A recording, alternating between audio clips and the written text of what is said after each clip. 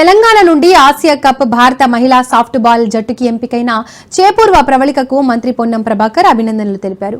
భారత జట్టు 2025 జూలై 14 నుండి 20 వరకు చైనాలోని జియాన్లో జరిగే Asia cup women soft ball championship కోసం హైదరాబాద్ కి చెందిన చేపూర్వ ప్రవళిక భారత జట్టుకు ఎంపిక కావడంతో మినిస్టర్ క్వార్టర్స్ లో మంత్రి పొన్నం ప్రభాకర్ చేపూర్వ ప్రవళికను అభినందించి శుభాకాంక్షలు తెలిపారు. తెలంగాణ నుండి భారత మహిళా జట్టు క్రీడాకారిణిగా చేపూర్వ ప్రవళిక ఎంపిక కావడం పట్ల మంత్రి పొన్నం ప్రభాకర్ సంతోషం వ్యక్తం చేశారు.